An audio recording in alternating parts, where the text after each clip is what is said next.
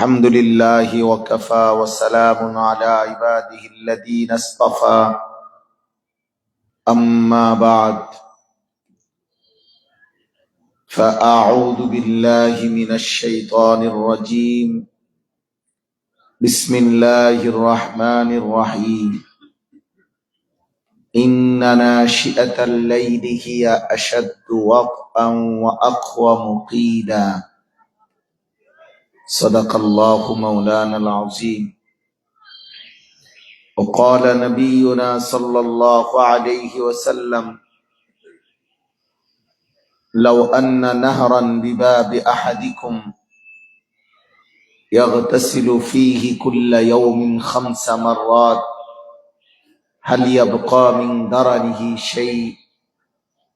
قالوا لا يا رسول الله. قال فكذلك مثل الصلوات ال5 يمحو الله بهن الخطايا. اللهم صل على محمد وعلى آل محمد كما صليت على إبراهيم وعلى آل إبراهيم إنك حميد مجيد. اللهم بارك على محمد وعلى آل محمد كما باركت على إبراهيم وعلى آل إبراهيم إنك حميد مجيد. سبحانك لا علم لنا إلا ما علمتنا إنك أنت العليم الحكيم. الحمد لله আল্লাহ পাক রব্বুল ইজ্জত যুল জালাল ওয়াল ইকরামের ফজল করম রব্বুল আলামিনের অপরিসীম ইহসান মেহেরবানি দয়া আল্লাহ তাআলা আমাদেরকে আজ 15 জানুয়ারি 2026 রোজ বৃহস্পতিবার ফজর নামাজের পর চট্টগ্রাম সন্দ্বীপ বদিউজ্জামান হাই স্কুল মাঠে আজকের এই ফজর ক্যাম্পেইনে এতটা কনকনে শীত ঠান্ডা কুয়াশার মধ্যেই খোলা আকাশের নিচে আল্লাহ তাআলার রহমতের চাদরে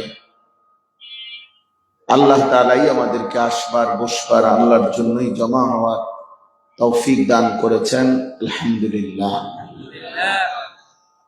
দয়া করে যাদের এই হাতে ধরা যেই মোবাইলগুলো এগুলো বন্ধ করে দেন। আপনারা তো বসতেছেন দেখি আমি দেখতেছি যে ছবি উঠাইতেছেন, ভিডিও করতেছেন, মানুষদেরকে উঠাইতেছেন, তাহলে একটা লাইন কথা তো শুনলেন না মনোযোগ দিয়ে। তাহলে এই ঠান্ডা কুয়াশার মধ্যে ভিডিও করার কি দরকার? আর যাদের একান্তই ভিডিও করা খুব দরকার আপনি দয়া করে উঠে গেলে ভালো হয়, অন্যদেরকে বসতে দেন। আপনারা উঠে গিয়ে এরপর এখানে আলহামদুলিল্লাহ নারকেল গাছ আছে, মোটরসাইকেল আছে, তারপরে আরো অন্যান্য পুকুর আছে, এগুলো ভিডিও করেন, কাজে দিন। একটা গোনেন, একটা হিসাব করেন যে এখানে মোট কতটা নারকেল গাছ আছে, একটা একটা করে আলাদা ছবি উঠাইয়া পৃথিবীকে জানান যে বদিউজ্জামান হাই স্কুল মাঠে মোট এতটা নারকেল গাছ আছে। কারণ কাজ না থাকলে তো একটা কিছু করা উচিত। আজাইরা মানুষ তো চিরা বাজাও দরকার। শুধু শুধু মানে ফজরের নামাজ পড়ে বসছেন এই ভোর সকালবেলা, উচিত তো আল্লাহর কথার প্রতি আন্তরিক হওয়া। এটাকে বসে বসে ঘুরাইতেছেন। যাদের ইন্তেজামের সুবিধার্থে ওনারা সংরক্ষণ করছেন, আপনারা প্রত্যেকে মোবাইল বন্ধ করে অল্প একটু সময়, আমাকেও আবার অনেক দূর ফিরতে হবে, এজন্য দয়া করে প্রত্যেকে মনোযোগী হলে ভালো হয়। আল্লাহ তাআলা আমাদেরকে তৌফিক দান করে। ফজর ক্যাম্পেইন আলহামদুলিল্লাহ ইতিমধ্যে বিশেষ করে আপনাদের এই সন্দ্বীপে অল্প কয়েকজন নওজোয়ান ভাইয়ের আন্তরিক প্রচেষ্টায় আপনাদের কাছে ব্যাপক পরিচিত, এবং আমিও ব্যক্তিগতভাবে সারা বাংলাদেশে বহু ওয়াজে মাহফিলে সন্দীপের ফজর ক্যাম্পেইনের কথা বলে থাকি, যার কারণে অন্যান্য অঞ্চলের অনেক মানুষ আপনাদের এই কথাটা জানে। এক্ষেত্রে আমি প্রথম একটা ছোট্ট কথা আপনাদের কাছে ইতিহাসের আলোকে আমাদের এই উপমহাদেশের শুনাইতেছে। আগে এতটুকু তো সবাই বোঝেনি, ফজর ক্যাম্পেইন, ক্যাম্পেইন মানে ইংরেজি শব্দ, প্রচারণা।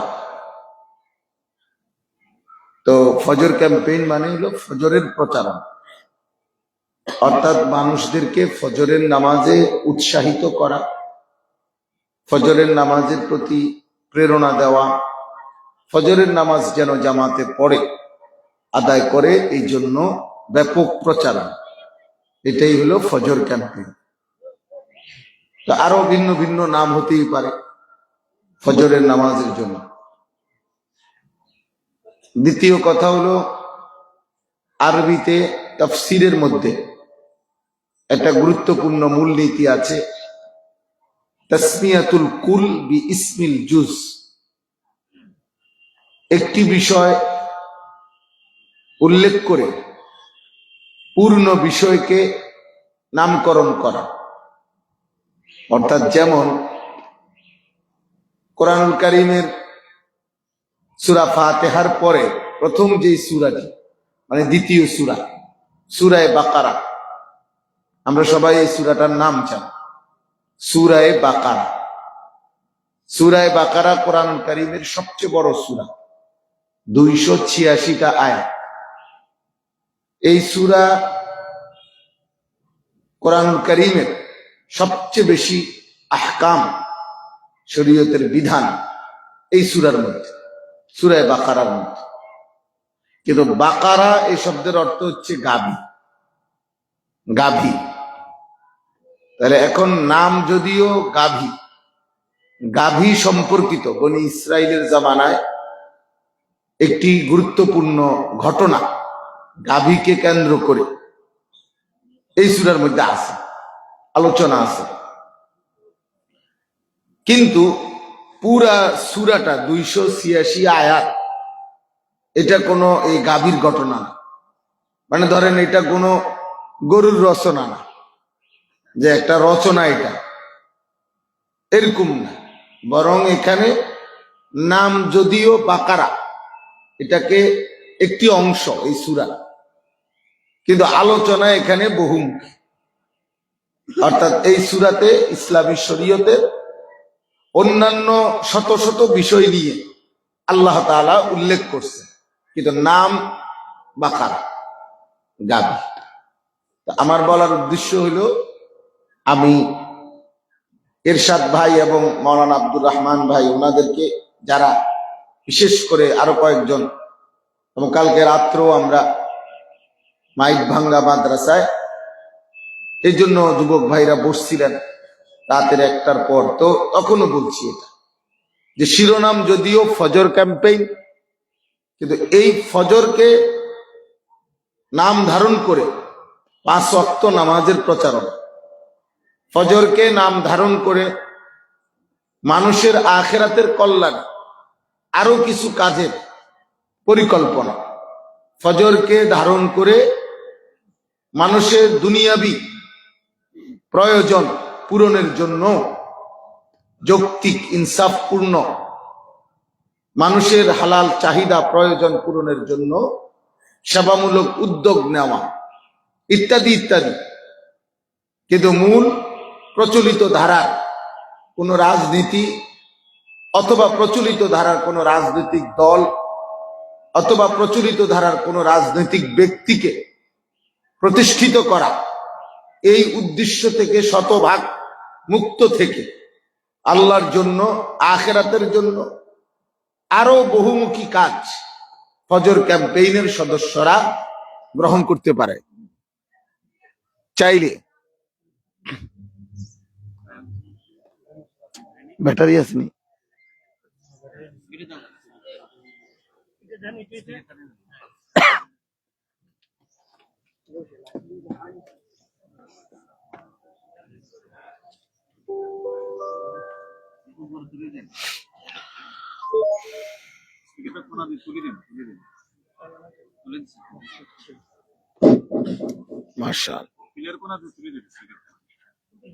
তাহলে এটাই বুঝাইতে চাইলাম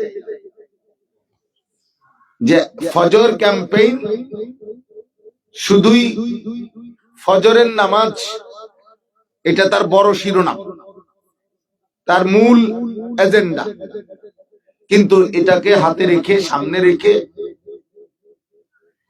এই কাজের অধীনে আরো একাধিক কাজ করা যেতে পারে এবং যেন করে, এই জন্য আমি ওনাদেরকে উৎসাহিত করেছি, বলেছি মানুষের কল্যাণে কাজ হয় দুই ভাবে।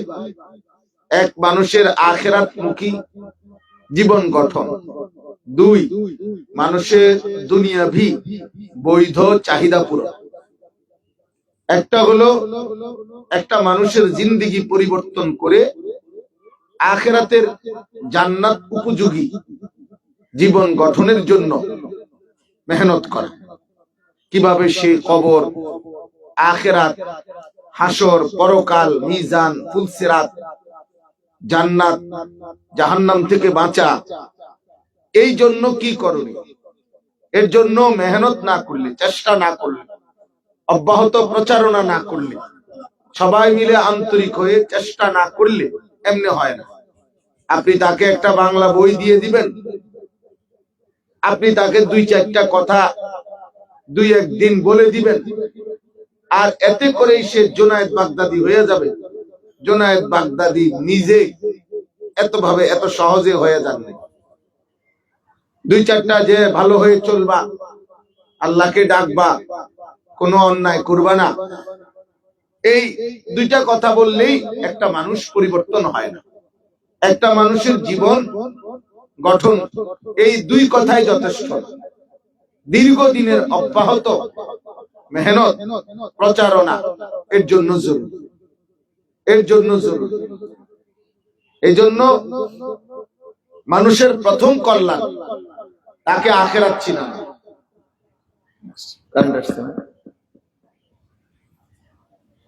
মানুষের প্রথম কল্যাণ হলো তাকে আল্লাহ চিনানো, আখিরাত চিনানো। আমাদের বাংলাদেশের একজন বুজুর্গ আলেম আছেন, হযরত মাওলানা আতিকুল্লাহ সাহেব। ঢাকাতে থেকে তিনি সারা বাংলাদেশে মেহনত করে, অনেক মেহনতি একজন আলেম। ওনার একটা ফিকির আছে, সারা বাংলাদেশে উনি প্রত্যন্ত অঞ্চলে, পিছিয়ে পড়া অঞ্চলে কাজ করে। কি কাজ? একটা কাজ উনি করে যে তাওহীদ, ঘুরে ঘুরে ছোট বড়, বাচ্চা বুড়া জওয়ান আল্লাহ চিনায়। আল্লাহ, আল্লাহ পাকের তাওহীদ, আল্লাহর পরিচয়। মুসলমানের বহু বাচ্চা আল্লাহ এই শব্দ তো জানে, ঠিক আছে, কিন্তু আল্লাহ পাকের তাওহীদ, একত্ববাদ বলতে কি বুঝায়, ঈমান কি বললে থাকে আর কি বললে চলে যায়, এটা বুঝে না, এটা জানে না।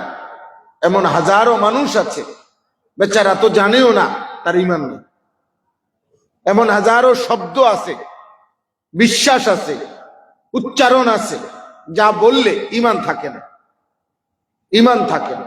কোরআনুল কারীমের মধ্যে আল্লাহ ফেরে সাহাবাদেরকে বলছে, সাহাবারা এমন আচরণ করবা না।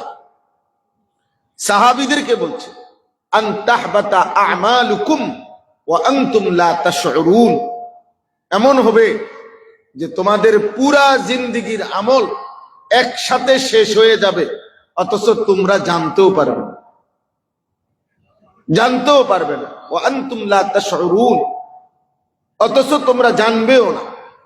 তাইলে দেখেন, সাহাবায়ে কেরামের যদি এ কথা বলে, আমাদের হালাত, আমাদের হালাত, যারা নবীজি সাল্লাল্লাহু আলাইহি সাল্লাম থেকে ঈমান শিখছেন, সাহাবারা বলছেন আমরা তাআল্লামনাল ঈমান, নবীজির কাছ থেকে আমরা ঈমান শিখেছি।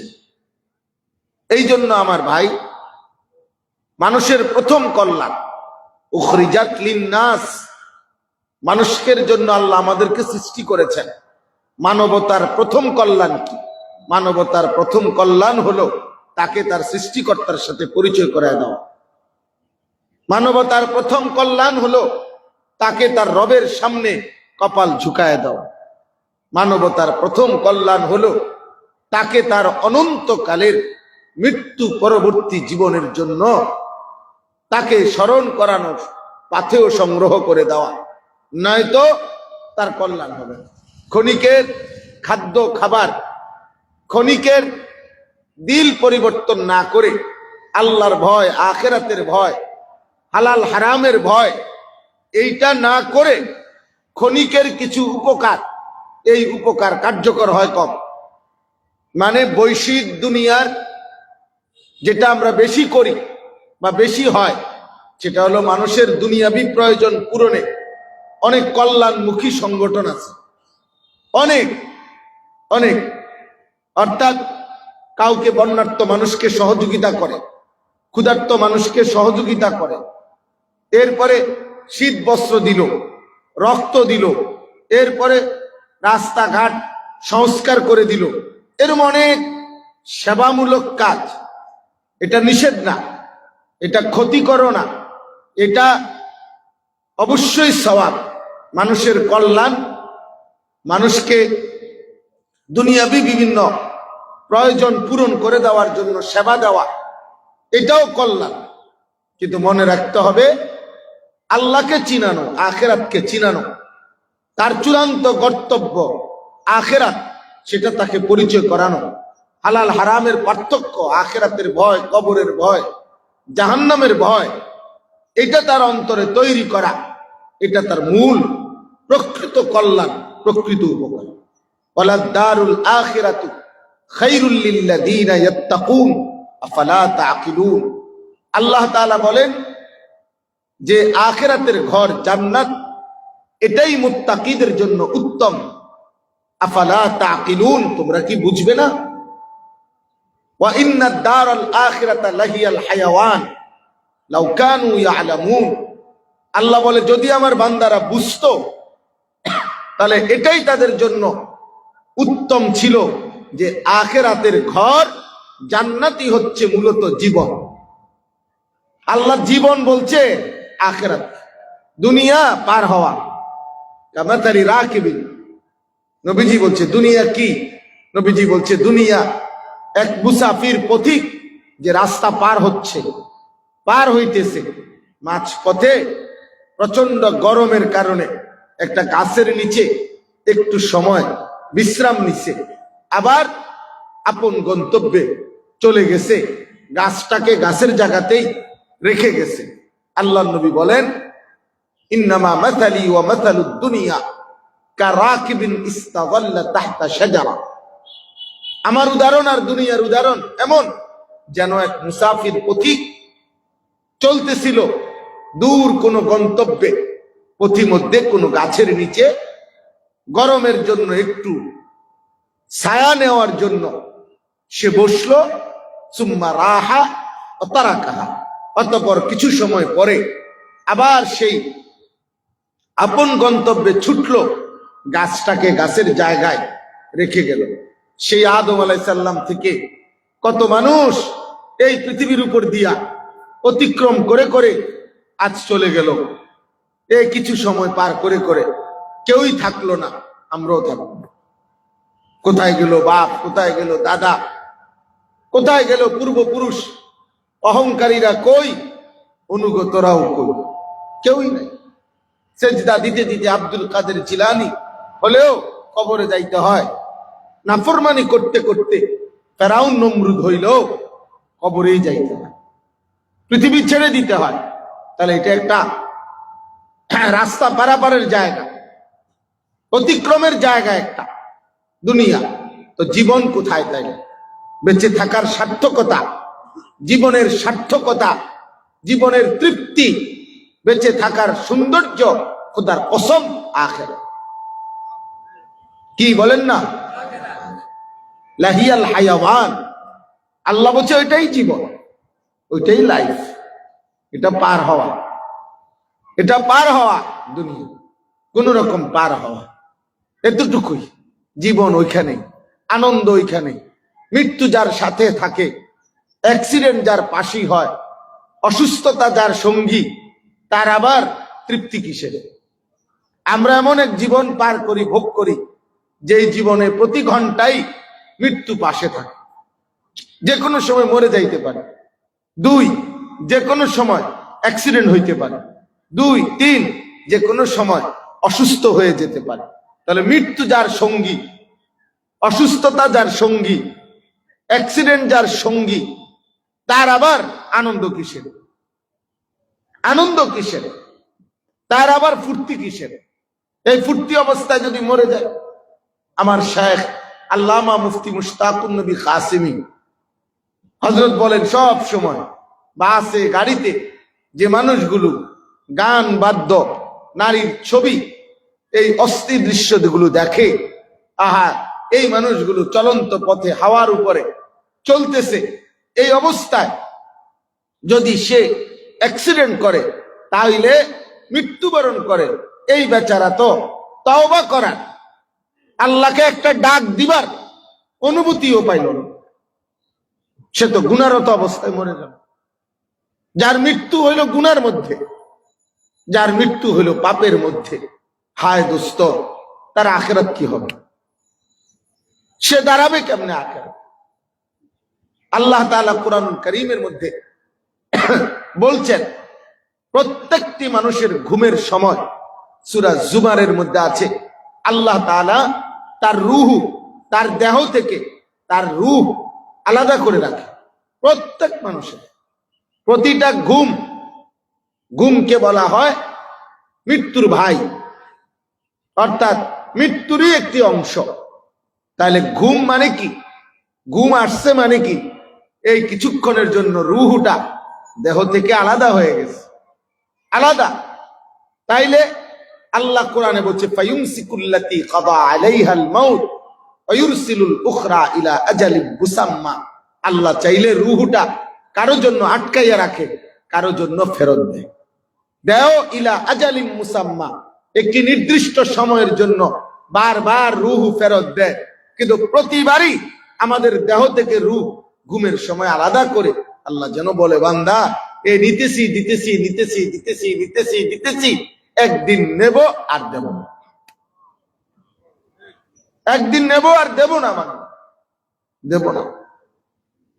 এরকম বহুবার তুমি মনে করছো তোমার রূহ আমি ফেরত দিছি বলে সব সময় এমনই হবে না, একদিন আর ফেরত দেব, একদিন রেখে দেবো আমার কাছে।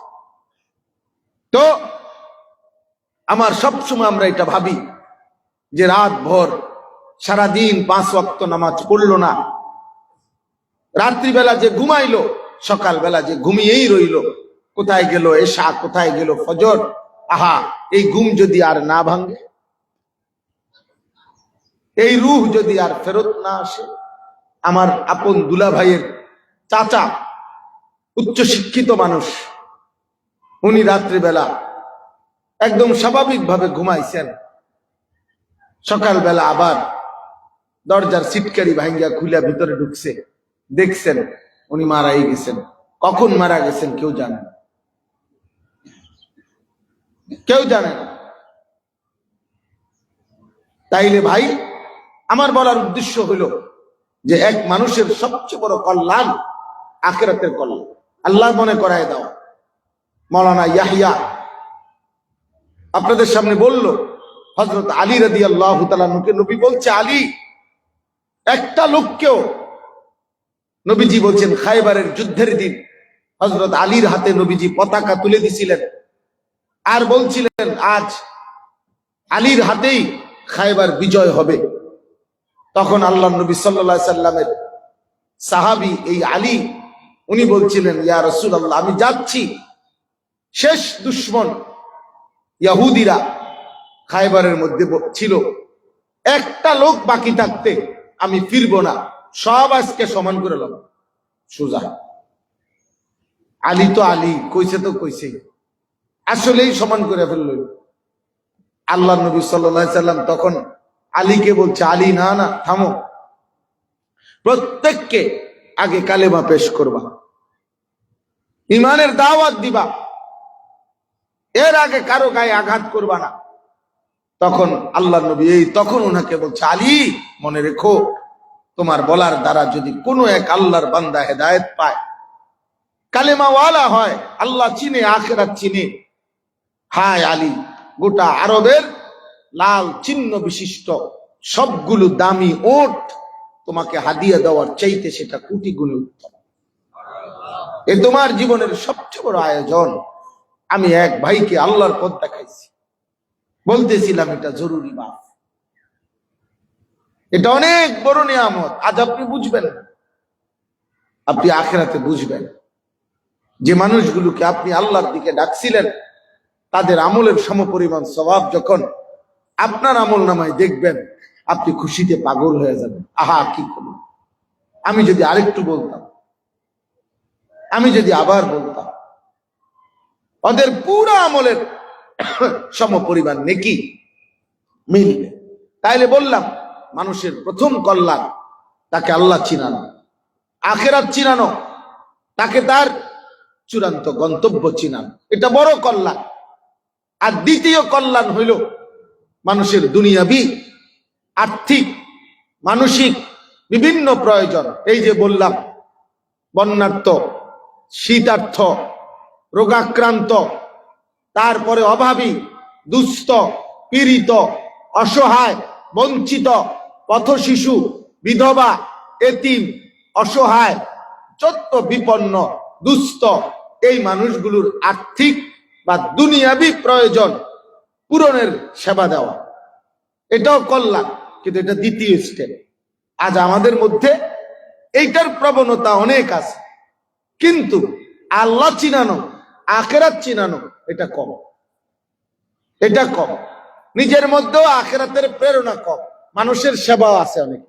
আমি কালকে রাত্রেও বলছি, ছেলেটা প্রতি মাসে, প্রতি 15 দিনও রক্ত দেয়। যখন যে কোনো বিপদগ্রস্ত মানুষ হইলে সে রক্ত দিতে রাজি আছে তার জন্য, কিন্তু যখনই অবসর হয় তখনই ছবি দেখে,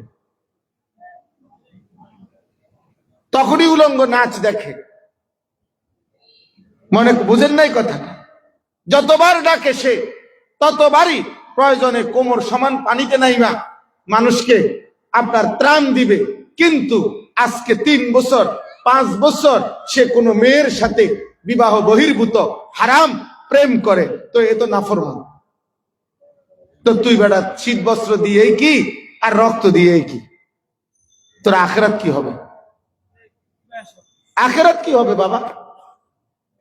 এটা তো বুঝছি ভালো কথা, রক্ত দিছ, এটা তো বুঝছি, তারে প্রত্যেকের একটা একটা কম্বল দিছ। আখিরাত? এই জন্য এটাকে নিরুৎসাহিত করছি না।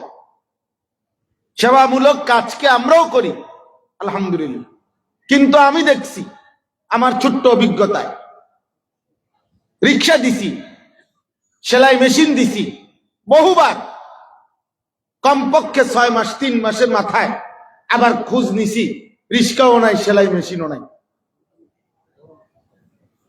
নাই এগুলা। কই ভাই এগুলা কই দিলাম যে আপনা করে, এগুলা কি করছেন? কয় এগুলা বিক্রি করে আবার আরেকটা কিছু কিনছে বা অন্য কিছু করছে। তো কেমনে পরেরটা কেমনে কিনলেন? হুজুরে আপনাকে এটা দেওয়া টাকা আর কিছু টাকা উড়াইছি। উড়াইছে মানে সুদ,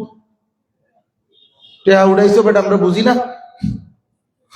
বাটফার, কি টাকা উঠাইছো? সুদের টাকা, কিস্তির টাকা, কথা বুঝছেন না? হালালে হারামে মিশাই ফেললো। আখিরাত কোথায়? আখিরাত কোথায়?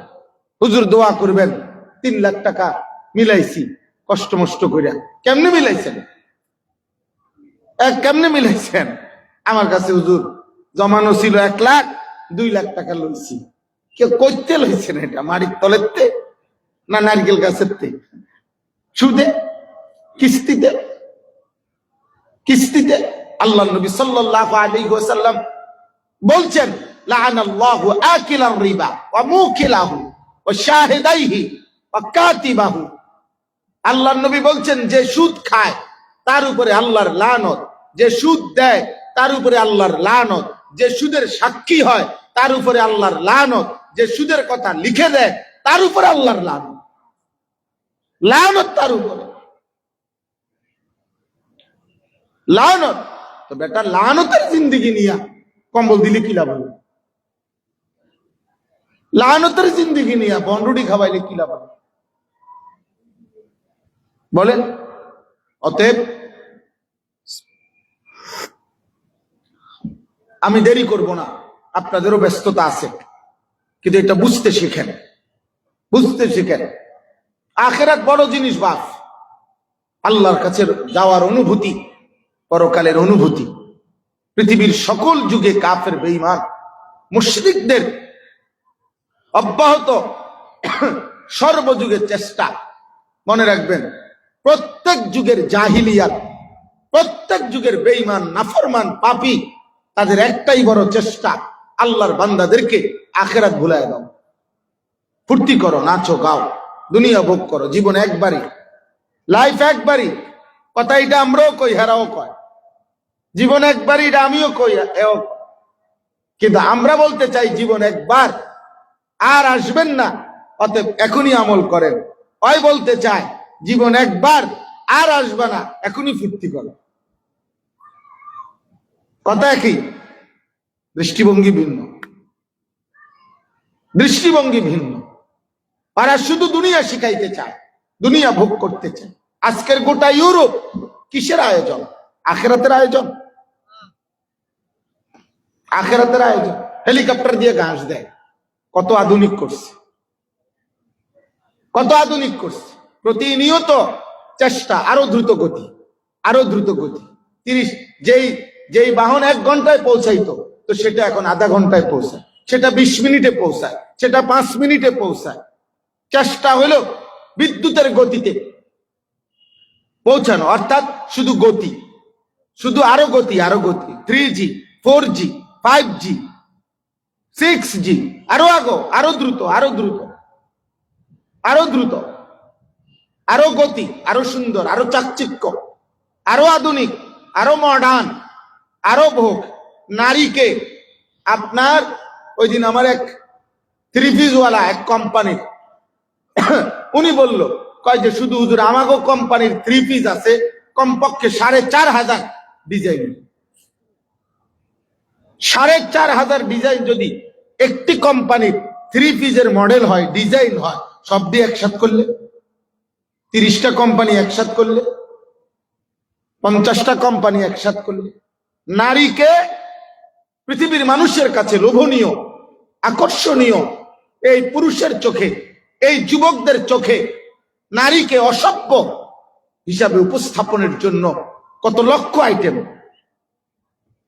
কত চেষ্টা। জীবনের আয়োজন, দুনিয়ার আয়োজন, ইউরোপের আয়োজন, পাশ্চাত্যের আয়োজন, বাকি সব ফিকির এটা। কিন্তু আল্লাহর কোরআন, নবীর সুন্নাহ, উলামায়ে কেরাম, আউলিয়ায়ে কেরাম, এই সবটার ফিকির আখিরাতের আয়োজন। ওই ভাই, ওই ছেলে, এই বেটা তুই উঠে যা, বেটা, এই বেটা ফালতু ছেলে, বেটা বাইরে, বেটা এখান থেকে, বেয়াদব কোথাকার। বেটা নিষেধ করলাম না বেটা মোবাইলের ছবি তুলতে, ফাজিল, যাও বেটা এখান থেকে। বেটা তোমার মতো ফালতু না বসলে কি হবে বেটা? এটা কি ভোটের জন্য আসছি আমি আপনার এখানে, যে কোনো ভাবে আপনাদের ভোট চাই, আপনারা খারাইয়া মতেন আর বইয়া মতেন আমার ভোট দিবেন?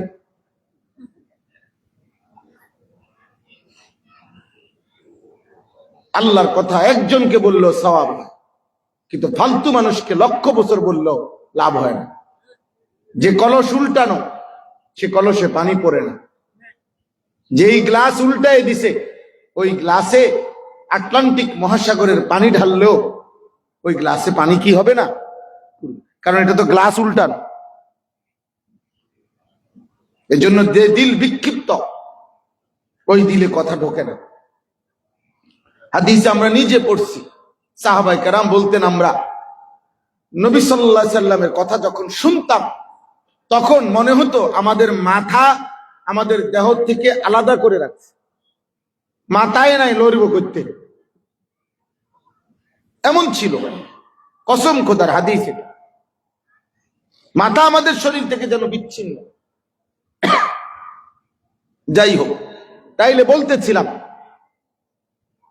আপনাদের এই কথাটাই, আজ পাশ্চাত্য, আজ ইউরোপ, আজ আধুনিক পড়ালেখা, চমৎকার অত্যাধুনিক স্যুট পরা, বুট পরা, একদম স্প্রে করে নিছে চুল টুল, একদম অত্যাধুনিক, কিন্তু সেজদা নাই, নামাজ নাই। আল্লাহ ছিল না বেটা।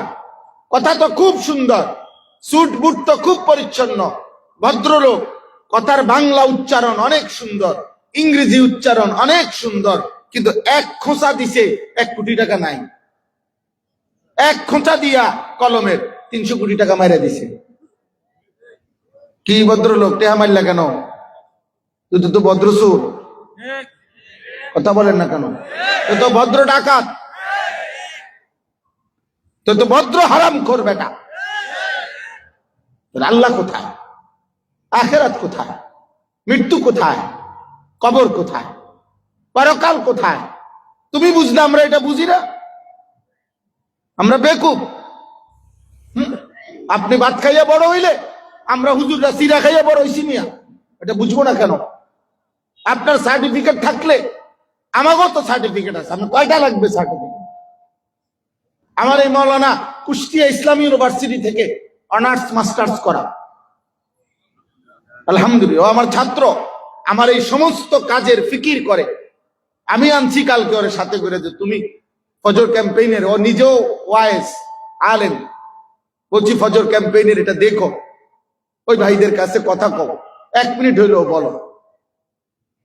তাইলে আমার বলার উদ্দেশ্য হলো, দোস্ত আমার, আমি ছোট করছি না, জেনারেল পড়ালেখা আমরাও পড়ছি। আমি কুমিল্লা ভিক্টোরিয়া কলেজ থেকে মাস্টার্স পাস করছি, সায়েন্স বিজ্ঞান বিভাগ থেকে এসএসসি দাখিল পাস করছি 1998 ইংরেজিতে। বলার উদ্দেশ্য হলো, বাদ দিচ্ছি না তো আমরা বাদ দিলাম কই? আমরা তো কোনোদিন হারাম বলি নাই, আমরা তো বলি নাই বাংলা, অঙ্ক, ইংরেজি, পদার্থ, জীববিজ্ঞান নিষেধ, আমরা তো কোনোদিন নিরুৎসাহিত করি নাই। কিন্তু 16 বছর ছেলেটা পড়লো, 12 বছর ছেলেটা পড়লো, পরে 16 বছরের পড়ালেখার মধ্যে আল্লাহর কোরআন পড়ার জন্য আধা ঘন্টাও জায়গা দিলেন না। আপনাদের বিবেকে কি হইল মিয়া? আপনাদের বিবেক কোথায়? জেনারেল শিক্ষিতদের বিবেক কোথায়? পরে মালিক বুলাইলা কেন? 16 বছর পড়ালেখা করার পরে 4 রাকাত নামাজ পড়তে পারে না মুসলমানের বাচ্চা, পরে এমন আল্লাহ ভুলাইলেন কেন? বলে 16 বছর পড়ার পরেও ছেলেটা মাস্টার্স পাস করার পরেও আত্তাহিয়াতু শুদ্ধ বলতে পারে না, দোয়ায়ে কুনুত শুদ্ধ পড়তে পারে না, নামাজ হইব পরিমাণ 4টা সূরা ঠিক করতে পারে না, 365 দিনে একদিনও ফজরের নামাজ পড়ে না। পরে কি মুসলমান বানাইলেন? পরে কি মানুষ বানাইলেন? সেজদাবিহীন মানুষ হয় কেমন? আল্লাহ না চিনলে মানুষ হয় কেমন? সৃষ্টিকর্তা না চিনলে মানুষ হয় কেমন? মালিক না চিনলে মানুষ হয় কেমনে? বেটা, এই যুবক ছেলে বেটা, তোদেরকে বলি বেটা, যারা মনে করছো জীবন মানে শুধু ভাত আর পেশাব, জীবন মানে নারী আর উলঙ্গ ছবি আর এই মোবাইল টিপা, বেটা শুধুমাত্র দুনিয়া ভোগ করা, খোদার কসম বেটা, দুনিয়া তো কুত্তাও ভোগ করে বেটা, কুত্তা বেটা দুনিয়া ভোগ করে বেটা। যা বেটা দেখ তুই বেটা, যেই পৃথিবীতে তুমি খাও, কুত্তাও তো এই পৃথিবীতে খায়। জীবন মানে শুধু দুনিয়া ভোগ করা, তো জানোয়ারের সাথে তফাৎ কি? কুকুরের সাথে পার্থক্য কি বেটা? মানুষ হও, মানুষ, আল্লাহ চিনো, আখিরাত চিনো, সেজদা চিনো, সেজদা চিনো। আমি অনুরোধ করলাম, আমার অনুরোধ এটা, একজন বাবা, একজন ভাই আল্লাহকে ভুলে গেলে মুসলমানের পরিচয় থাকে না। সেজদা না দিলে সে মুসলমান হয় না। নামাজ না পড়লে সে মুসলমান থাকে না রে আব্বা। নবীজি বলছেন, এটা বিশুদ্ধ হাদিস, মান তারাকা সালাতাম মুতাআম্মিদান ফাকাদ কাফারা, যে ইচ্ছে করে নামাজ ছেড়ে দিল, ফাকাদ কাফারা, সে কুফরি করল। নবীজি বলছে, ইন্নাল আহদা আল্লাযী বাইনানা ওয়া বাইনাহুম তারকুস সালাহ, কাফের আর বেঈমানদের সাথে, আমরা ইমানদারদের সাথে চুক্তি, নামাজ পড়া না পড়া। আশ্চর্য কথা এটা হাদিস। অর্থাৎ নবীজি যেন বুঝাইছে একটা ইহুদিরে, একটা খ্রিস্টানের লগে, একটা হিন্দুরে বলছে, তোর সাথে আমার চ্যালেঞ্জ, তোর সাথে আমার চুক্তি, দেখবি আমি আল্লাহকে সেজদা দেব, তুই দেবি না, আমার এমন পাবি না যে আমি সেজদা দেব না। এই জন্য যারা নামাজ পড়ো না বেটা, তোমরা জানো তোমার নবীর চুক্তিকে ইহুদিদের সাথে, খ্রিস্টানদের সাথে, বেঈমানদের সাথে, নবী তো সেদিন গর্ব করে বলছিল, তোদের সাথে আমার ফায়সালা এটা, আমি নামাজ পড়বো, তোরা নামাজ পড়স না, আমি সেজদা দেব, তোরা সেজদা দেস না, আমার উম্মত সেজদা ইমানদার দেবে, তোরা দিবি না। এই পার্থক্য তোদের সাথে আমার। আজকে যারা নামাজ পড়ো না বাপ, তোমরা তো আল্লাহর নবীকে অপমান করছো। কিয়ামতের দিন ওই ইহুদির বাচ্চা তো বলবে, এই মুহাম্মদ, তুমি না বলছিলা তোমার ইমানদার উম্মত নামাজ পড়বে, কই এটা কি আমল নামা? এখন এখন দেখো, 30 বছর তোমার উম্মত কোনদিন ফজরের নামাজ পড়ে না, এটা তোমার কি উম্মত বলো? মানুষে বললে না, আমনে এটা কি ফুট, কি ফুট আমনে পেটে দেয়। আরে মা, আপনি কি সন্তান পেটে ধারণ করছেন? ওই বাপ, তুমি কি ফুট বড় করলা? এরম আমনের ঘরে এত বড় অসভ্য হইল কেমন? আখিরি নবীর উম্মত এত বড় সুদখোর হয় কেমন? আখিরি নবীর উম্মত এত বড় চরিত্রহীন হয় কেন? তুমি শেষ নবীর উম্মত না? তুমি কেমনি সারা রাত উলঙ্গ ছবি দেখো? তুমি আখিরি রসুলের উম্মত না? জীবন ভোগ করছো আর আমরা সিরা খাই, আমরা জীবনের কিছু পাই নাই। হ্যাঁ, নাফরমান মনে রাখবা ভাই, পাপীরা পৃথিবী যা ভোগ করে ইমানদার তাই ভোগ করে। বরং ইমানদারের পৃথিবীতে আল্লাহর সাথে সম্পৃক্ততা থাকে, আখিরাতের সাথে সম্পৃক্ততা থাকে। বা তুমিও খাও, আমিও খাই, কেউ এশার নামাজ পড়ে খায়, কেউ নামাজ না পড়ে খায়। সকালের নাস্তা তুমিও খাও, আমিও খাই, কেউ ফজরের সেজদা দিয়ে খায়, কেউ ফজরের সেজদা ছাড়া খায়।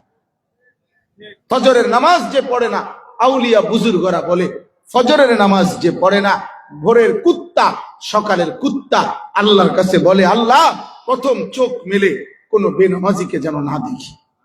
তোরে কুত্তা ঘৃণা করে, কুত্তা তারে দেখতে চায় না, আল্লাহর কাছে বলে। এজন্য ফজরের নামাজ মুমিনের নামাজ, ফজরের নামাজ মুমিনের নামাজ। ফজরের নামাজ ইনকিলাব, পরিবর্তনের সময়। ফজরের ওয়াক্তে পূর্ববর্তী জামানার বহু জাতি আল্লাহ ধ্বংস করে দিছে, নাফরমান। ফজরের ওয়াক্তে ইমানদারের বিজয়। কোরআনে আছে, ওয়াল আদিয়াতি দবহা ফাল মুরিয়াতি কদহা ফাল মুগীরাতি সুবহা, ফাল মুগীরাতি সুবহা। আল্লাহ বলছে, দুশমনের মোকাবেলায় ঘোড়া, ইমানদারের অশ্ব ফজরের ওয়াক্তে সুবহ, এই ভোর বেলায় দুশমনের মধ্যভাগে আক্রমণ করে দুশমনের পুরা সারি তছনছ করে দেবে, তছনছ করে দেবে। মুমিনের বিজয় হয়। কোরআনুল কারীমে মাওলানা পড়ছে সূরা বনী ইসরাঈলের আয়াত, ইন্না কুরআনাল ফাজরি কানা মাশহুদা। কোরআনের এই জায়গায় যেখানে ফজরের আলোচনা, সেখানে আল্লাহ তাআলা ফজরের আলোচনা শেষ করে তাহাজ্জুদের আলোচনা করছে।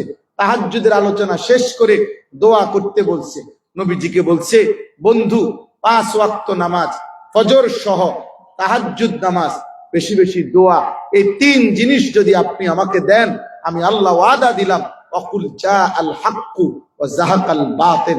এরপরের আয়াত এটা যে, হে নবী বলেন, এইবার ফজরের নামাজ সহ 5 ওয়াক্ত নামাজ পড়লেন, তাহাজ্জুদ পড়লেন, দোয়া করলেন, এবার শুনে নেন, হকের বিজয় হয়ে গেল, বাতিলের পরাজয় হয়ে গেল। এই জন্য এই সিরিয়াল, লোকটা তাহাজ্জুদ নামাজ পড়ছে, লোকটা ফজরের নামাজ পড়ছে, এরপরে দোয়া করছে, এইবার মুজাহিদ রওনা দিছে, ইমানদার রওনা দিছে। এই জন্য শেষ জামানায় হাদিসের বক্তব্য দ্বারা এটা বোঝা যায়, ইমাম মাহদি ঈসা আলাইহিস সালাম আসমান থেকে নেমে আসবেন। মাহদি আগের থেকেই দাজ্জালের বাহিনীর বিরুদ্ধে যুদ্ধ করবে, আর চূড়ান্ত ভাবে ঈসা নবী আসরের ওয়াক্তে নেমে আসবেন। আর ফজরের নামাজ পড়ে পরের দিন ফজরের মুসল্লিদেরকে সাথে নিয়ে ঈসা এবং মাহদি ফজরের পর চূড়ান্ত যুদ্ধ, দাজ্জাল ইহুদিদের সাথে লড়াই শুরু করবেন এবং ঈসা আলাইহিস সালামের হাতে দাজ্জাল নিহত হবে। আর ওই দিন ফজরের পরে যুদ্ধ শুরু হয়ে আসরের ওয়াক্তেই মসজিদে আকসা বিজয় হয়ে পৃথিবীময় কালেমার পতাকা উড়বে। যেন ফজরের মুসল্লি যারা মাহাদির সৈনিক, ফজরের মুসল্লি যারা পৃথিবীময় কালেমার পতাকা উড়াবে ইনশাআল্লাহ। আমরা থাকবো না হয়তো, আগামী প্রজন্ম দেখবে, আমার সন্তান দেখবে, আমার সন্তানের সন্তান সরাই দিবে, ওমকে ষড়যন্ত্র করে খুন করবে, গুম করবে, হত্যা করবে, কিচ্ছু হবে না, কিচ্ছু হবে না। শহীদ শরীফ ওসমান হাদি এতদিন একা বলতো, আজ কোটি যুবক আগামীর পৃথিবীর জন্য রেডি হইতেছে। প্রতি ফোঁটা রক্ত থেকে ওসমান হাদির লক্ষ যুবক তৈরি হচ্ছে। আপনারা জানেন না, স্লোগান দিচ্ছে যে পরিমাণ, তৈরি হচ্ছে তার থেকে বেশি পরিমাণ। হ্যাঁ, এত সোজা না। কয়জন মৌলবী গুলি করবা? হ্যাঁ, 5 কোটি যুবক বাংলাদেশে যদি থাকে ইমানদার, তাইলে বেঈমান 5 কোটি যুবক গুলি করে লেবা? হ্যাঁ, সবাই নারী দেখে না, না, প্রতিদিন খোদার কসম লক্ষ লক্ষ ইমানদার যুবক এই পবিত্র বাংলার জমিনে তাহাজ্জুদও পড়ে, 5 ওয়াক্ত নামাজও পড়ে, আগামীর পৃথিবীতে ইসলাম বিজয়ের স্বপ্ন দেখে। তুমি সবাই রে কাপুরুষ মনে করো না, তোমার মতো বেডি চাউই না, নারী চাউই না, হ্যাঁ, মোবাইল টিপুন না, আকামলা 2-4 জন, সবাই এত আকামলা না, সবাই এত ফালতু না বেটা। আল্লাহর জমিন, এই সূর্য ওঠে, চাঁদ ওঠে, রাত আসে, দিন হয়, আলো ওঠে, অন্ধকার আসে। খোদার কসম আল্লাহ বলছেন, আমার ওই বান্দাদের জন্য যারা আমার জিকির করে, আমার ওই বান্দাদের জন্য যারা আমি রবের কৃতজ্ঞতা আদায় করে। ওরা আছে বলে আমি রাত বানাই, ওরা আছে বলে আমি দিন বানাই। সিটার বাটপারের লাগা দিন হয় না। সুদখোর, ঘুষখোর, মদখোর, গাঁজাখোর, ফুট্টাখোর, বাবাখোর, ডাইলখোর, ইয়াবাখোর, এসব হারামখোরের জন্য চাঁদ ওঠে না, সূর্য ওঠে। কার জন্য ওঠে? ইমানদারের জন্য, মুমিনের জন্য। ওয়াহুয়াল্লাযী জাআলাল লাইলা ওয়ান নাহারা খিলফাতান লিমান আরাদা আন ইয়াযাক্কারা আও আরাদা শুকুরা। অতএব শেষ কথা, এবার শেষ কথা হলো 1757 সনে আমাদের এই ভারতীয় উপমহাদেশে দীর্ঘদিনের 712 খ্রিস্টাব্দে সর্বপ্রথম মুসলমানদের হাতে সেই উমাইয়া সেনাপতি হযরত মুহাম্মদ ইবনে কাসেম রাহমাতুল্লাহি আলাইহি, উনার সিন্ধু বিজয়ের মাধ্যমে এই ভারতীয় উপমহাদেশে ইসলাম বিজয় হয়েছিল। 1757 পর্যন্ত একটানা এই লম্বা সময় ভারতীয় উপমহাদেশে ধীরে ধীরে পর্যায়ক্রমে একটা সময় আইসা মুঘল সাম্রাজ্যের পূর্ণ বিকাশে এই ভারতীয় উপমহাদেশের পুরাটা মুসলমানদের হাতে ছিল। 1757 খ্রিস্টাব্দে ব্রিটিশের লাল বেনিয়া ইস্ট ইন্ডিয়া কোম্পানি ছদ্মবেশে কৌশল করতে করতে তারা 1757 সনে পলাশির যুদ্ধে বাংলার স্বাধীন সুলতান নবাব সিরাজউদ্দৌলাকে মীর জাফরের বিশ্বাসঘাতকতায় পরাজিত করে এই উপমহাদেশ থেকে মুসলিম শাসন ধীরে ধীরে বিদায় করে দিছে। এরপরেও আরো 100 বছর মুসলমানদের হাতে মুঘল সাম্রাজ্যের খেলাফত ছিল, শাসন, কিন্তু সেটা মুমূর্ষ, নিবুড়িবু, 1857 সনে আজাদি আন্দোলন হয়েছিল এই উপমহাদেশে ব্রিটিশের বিরুদ্ধে। এই দেশের সাধারণ, এই উপমহাদেশের সাধারণ জনগণ এবং এই উপমহাদেশীয় সিপাহী যারা এই উপমহাদেশের, তারা ব্রিটিশের বিরুদ্ধে যুদ্ধ করেছিল।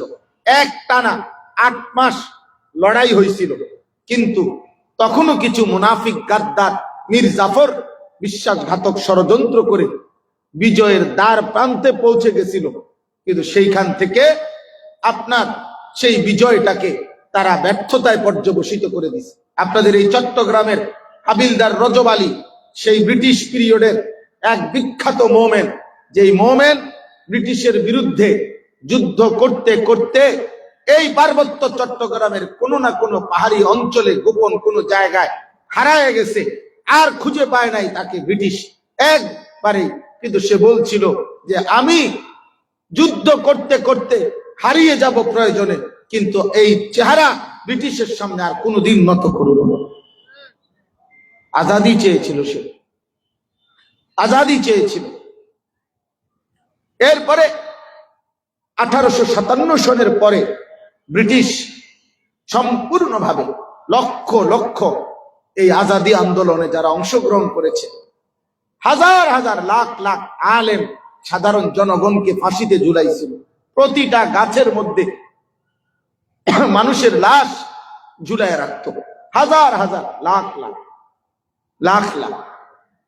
ফেনীর গ্র্যান্ড ট্রাঙ্ক রোড, এখনো এটারে ট্রাঙ্ক রোড কয়, এই ট্রাঙ্ক রোড থেকে দিল্লি পর্যন্ত ইন্ডিয়ার ভিতরে রাস্তা ছিল তখন। এই দুই পাশের রাস্তায় হাজার হাজার ইমানদারকে ফাঁসিতে ঝুলাইছিল।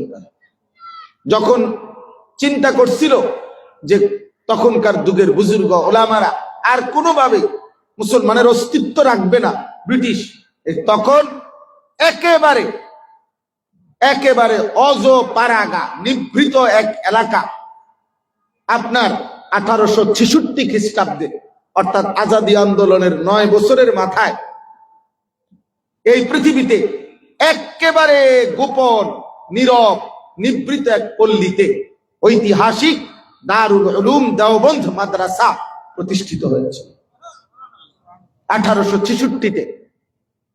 সেদিন দারুল উলুম দেওবন্দ প্রতিষ্ঠিত হয়েছিল ওই অজপাড়াগায়। ওইখান থেকে ওনারা স্বপ্ন দেখেছিলেন যে সারা পৃথিবীময় আল্লাহর দ্বীন প্রচার প্রসার করবেন, আর এই উপমহাদেশের মুসলিম আজাদি ফেরত আনবেন। আলহামদুলিল্লাহ 1866 সনের সেই দেওবন্দ আন্দোলন, ওই সময়কার মেহনত, অনেক কথা, ওই আন্দোলন, ওই মেহনত ধারাবাহিক প্রচেষ্টায় 1947 সালে উলামায়ে দেওবন্দ এবং সর্বস্তরের ইমানদার জনগণ সকলের সার্বিক প্রচেষ্টায় শেষ পর্যন্ত 47-এ আইসা ব্রিটিশ এই উপমহাদেশ থেকে চলে যেতে হয়েছে, এবং এই দেশের জনগণের হাতেই এই উপমহাদেশের মানুষের হাতে ছেড়ে দিয়ে গেছে। এরপরের কথা ভিন্ন। আমার বলার উদ্দেশ্য শুধু একটা কথা, ওই 2022 সালে আমি দেওবন্দ গেছিলাম দেখতে।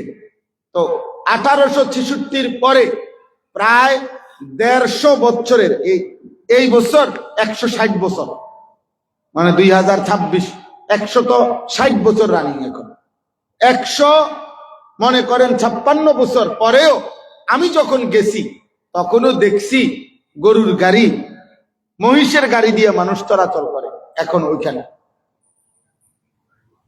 তাইলে আজ থেকে 150 বছর আগে কি ছিল? ওই সময় কিছুই ছিল না।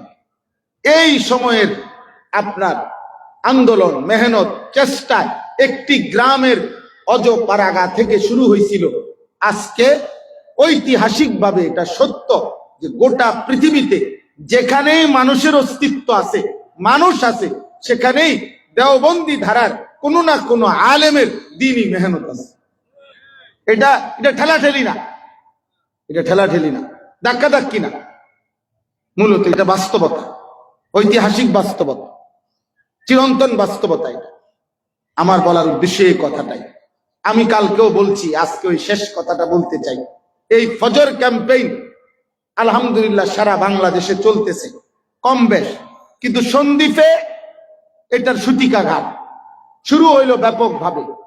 সন্দ্বীপে এটার উপরে মেহনত বেশি হয়েছে আলহামদুলিল্লাহ আমার জানা মতো।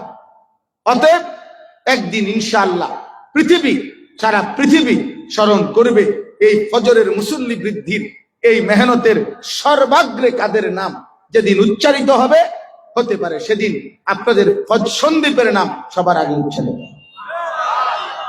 একদিন এই আওয়াজ পৃথিবীময় ছড়াবে, উম্মতের দ্বারে দ্বারে ছড়াবে। এই জন্য আমার এই শেষ কথা, আজকে যারা এখানে আসছেন, আমি বলছি মাওলানা ইয়াহিয়া এরশাদ ভাই, আব্দুর রহমান ভাই, ওনাদের নাম্বার নিছেন, ওনারাও ওনার সাথে কথা বলবেন। আমরা আরো অনেকগুলো এই ফজর ক্যাম্পেইনকে সামনে রেখে কার্যকর উদ্যোগ আরো কি করা যায়, আমরা এর জন্য চেষ্টা অব্যাহত রাখছি। আপনাদের কাছে কথা, কিশোর ভাই, যুবক ভাই, এই তোমাদের সবার কাছে কথা, বিশেষ করে এখন যারা আমরা উপস্থিত হইলাম, প্রত্যেকটা নওজোয়ানের কথা, যে দিল থেকে আল্লাহকে সাক্ষী রেখে বলো যে ইনশাআল্লাহ ফজরের নামাজ পড়বো, ইনশাআল্লাহ ফজরের মুসল্লি হব, ইনশাআল্লাহ ফজরের মুসল্লি হব, ইনশাআল্লাহ ফজরের সেজদা দেব, ইনশাআল্লাহ 5 ওয়াক্ত নামাজ পড়বো, ইনশাআল্লাহ আখিরাতের কথা ভাববো, ইনশাআল্লাহ। হাত নামা। আল্লাহ আপনাদেরকে তৌফিক দান করেন, আল্লাহ আপনাদেরকে কবুল করেন। কোনো কাজ ছোট্ট মনে করেন না। আজকে হয়তো একজনে করছে, 2 জনে করছে। আমি ফজরের পরে বয়ান করি না, আমার ফজরের পরে ঘুমাই স্বাভাবিকভাবে। আমার ধারাবাহিক আবার অনেক দূরে মাহফিলে যাইতে হবে, কিন্তু শুধু এই কাজের গুরুত্বের জন্য কোনোদিন আমরা চলে যাব, কিন্তু প্রজন্ম আমাদের কথা মনে করবে যে কারা এই কষ্টটা করে গেছে। হয়তো একদিন আমাদের চাইতে বেশি কেউ করবে, কিন্তু আমরাও সওয়াব পাইতে থাকবো ইনশাআল্লাহ। এই জন্য আপনাদের কাছে অনুরোধ, আমি এই 5 মিনিটে একটু শুধু দেখতে চাই। 1 নাম্বার সারিকাইত, আপনারা এই ইউনিয়নের লোক কারা হাত উঠান? মাশাআল্লাহ, মাশাআল্লাহ, আলহামদুলিল্লাহ। 2 নাম্বার মাইট ভাঙ্গা, মাশাআল্লাহ। 3 নাম্বার মুসাপুর। তাহলে আগে উড়াইলো আতকারা। তাহলে আরে আপনারা মনে তারারে বলে রাখছেন যে তোমরা আমার লগে হাত উঠে, এই এলাকা দিয়ে বেশি। আচ্ছা আচ্ছা, মাশাআল্লাহ, মাশাআল্লাহ। হ্যাঁ হ্যাঁ, এই জন্যই তো চাইতেছি। হারামিয়া, মাশাআল্লাহ, মাশাআল্লাহ। আজিমপুর, একজন হইলো হাত তুলেন, অসুবিধা নাই, আল্লাহ কবুল করেন। রহমতপুর, মাশাআল্লাহ। আমানুল্লাহ, মাশাআল্লাহ। সন্তোষপুর, মাশাআল্লাহ, আল্লাহ কবুল করেন। মগধরা, মাশাআল্লাহ। কালাপানিয়া, মাশাআল্লাহ। বাউরিয়া, মাশাআল্লাহ, আল্লাহ কবুল করেন। হরিশপুর, মাশাআল্লাহ।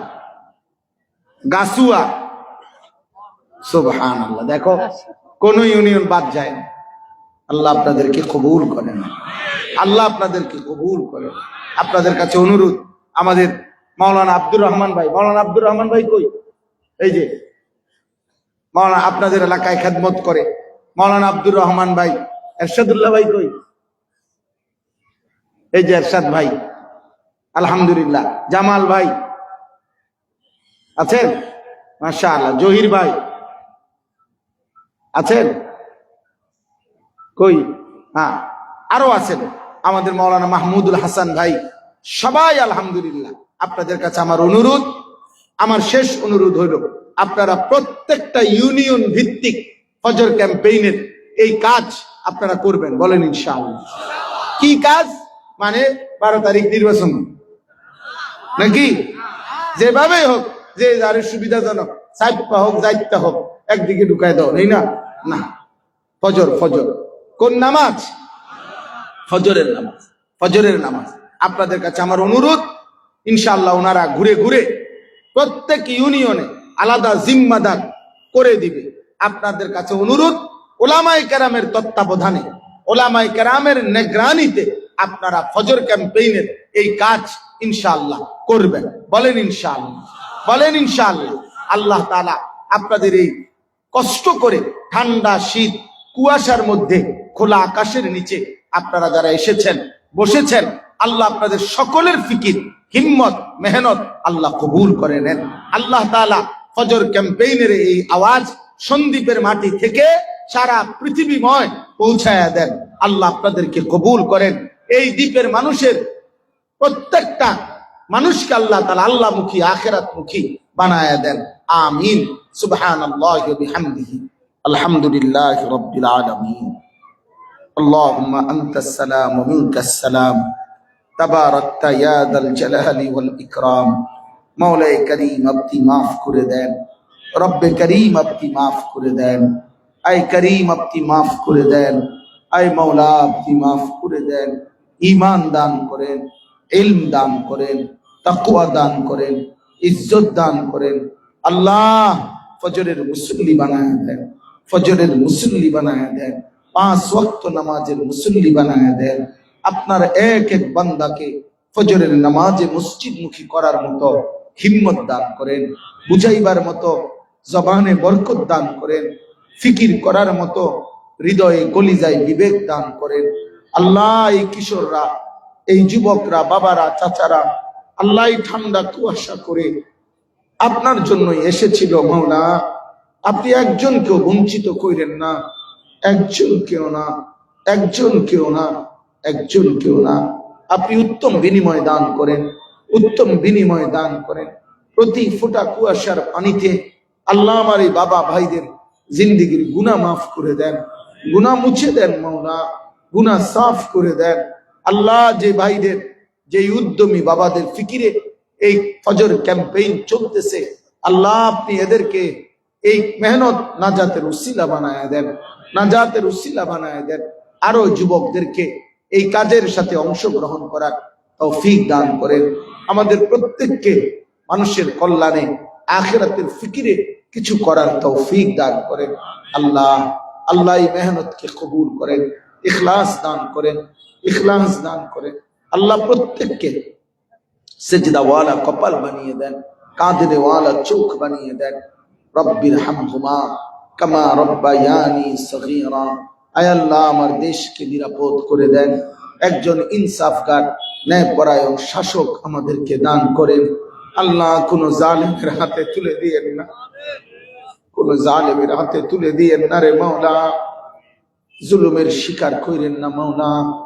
ইজ্জত নিয়ে কোরআন বুকে সেজদা দিয়ে বাঁচতে চাই মাওলা। বিবি বাচ্চাদেরকে ঈমান আমলের উপরে রেখে যেতে চাই। আপনি তৌফিক দান করেন, আপনি কবুল করেন, আপনি কবুল করেন, আপনি কবুল করেন। অসুস্থ বিমারি যারা শিফা করে দেন, কবরবাসীদেরকে মাফ করে দেন। প্রত্যেকের রিজিকে কামাইতে হালাল বরকত দান করেন, অভাব দূর করে দেন, ঋণ মুক্ত করে দেন, পেরেশানি আসান করে দেন। আল্লাহ আপনি আমার এই বাবা ভাই, আল্লাহ আমার এই বন্ধুদেরকে, নওজওয়ানদেরকে আগামীর মাহদির সৈনিক হওয়ার তৌফিক দান করেন। শহীদ শরীফ উসমান হাদি রহমতুল্লাহ আলাইহি, আল্লাহ এই যুবকের কবর আপনি নূরে নূরে ভরপুর করে দেন। তার প্রতি ফোঁটা রক্ত থেকে হাজারো লাখো ইমানদার দেশপ্রেমিক যুবক আপনি তৈরি করে দেন। রব্বির হামহুমা কামা রব্বায়ানি সগীরা। সুবহানা রাব্বিকা রাব্বিল ইজ্জাতি আম্মা ইয়াসিফুন ওয়া সালামুন আলাল মুরসালিন। আলহামদুলিল্লাহি রাব্বিল আলামিন।